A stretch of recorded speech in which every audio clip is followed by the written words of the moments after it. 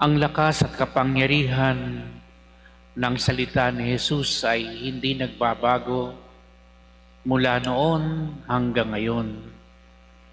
Nanggaling siya sa kanyang sariling bayan sa Nazaret, pero hindi siya masyadong makagawa doon ng himala, bagamat nasa sa kanyang kapangyarihan na gumawa ng lahat ng himala.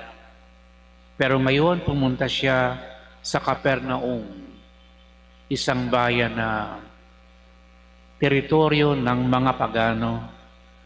Mga 30 milya ang layo galing sa Nazaret.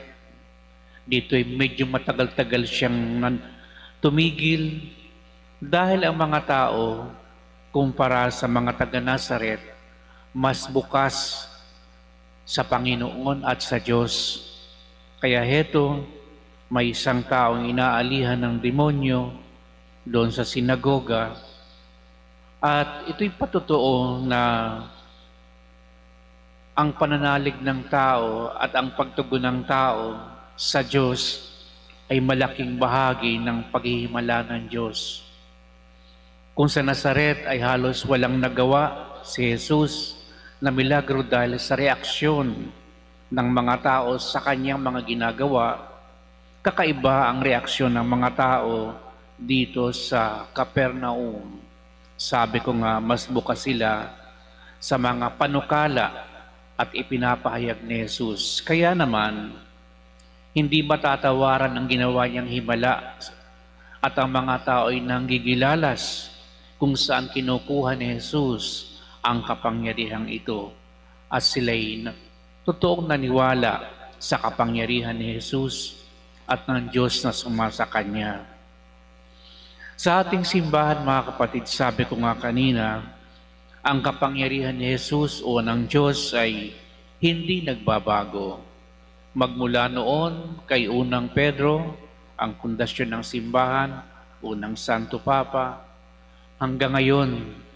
Kaya ang kapangyarihang ito ay isinalin, ibinahagi ng Panginoon una sa mga apostol at nagpasalin-salin sa loob ng mahigit 2,000 taon sa isang hindi napuputol na linya ng tradisyon at paniniwala upang tiyakin na ang mga salita at kapangyarihan ng Diyos ay mananatili.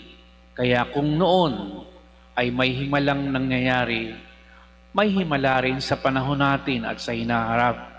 Hindi ito mapuputol sapagkat ang kapangyarihan ng Diyos ay hindi naman nagbabago.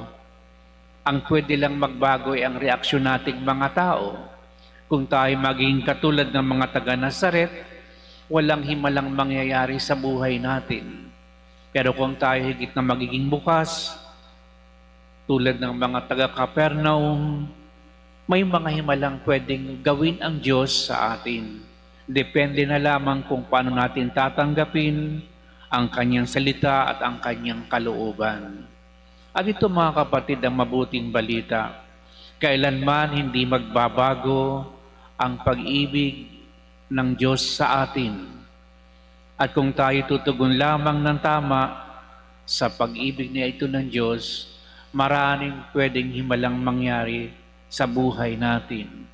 At itong naisiparating ng Panginoon sa mabuting balita ngayon, na hindi siya magbabago, mananatili siyang tapat sa atin. Pero kung ipapakita rin natin ang kapwa-katapatan at pagmamahal sa Kanya, walang duda na tayo magiging isang bagong nilalang, isang bagong banal na tao, tulad ng mga nakaraan ng mga apostol. Dahil marami nang namuhunan sa pananampalatayang ito.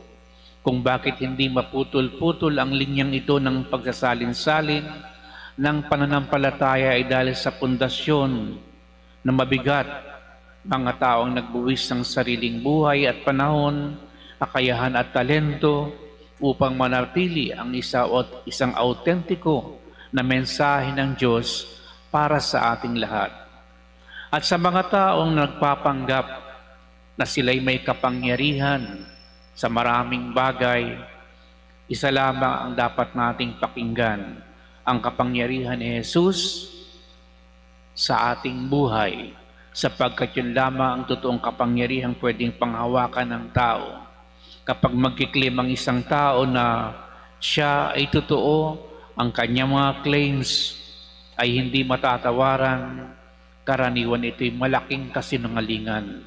Lalo na ngayong panahon na maraming mga tao na nagpapalaganap ng mga fake news.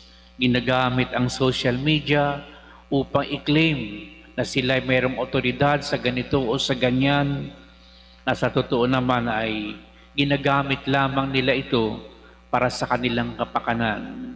Kapag ginamit natin ang ating kapangyarihan at kakayahan, hindi para sa sarili, kundi para sa iba, alang-alang sa pananampalataya, ito ang katiyakang tayo ay nagsasalin din sa isang linyang hindi matatawaran, hindi napuputol, dahil ang pananampalataya ay isinasalin, pasalin-salin sa iba't ibang siglo, milenyo, at hanggang sa wakas ng panahon.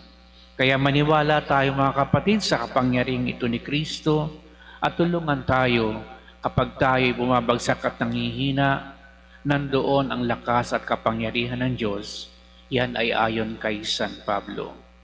Pagtiwala tayo palagi sa Diyos at basbasan tayo palagi sa araw-araw na ating ginagawa. Amen.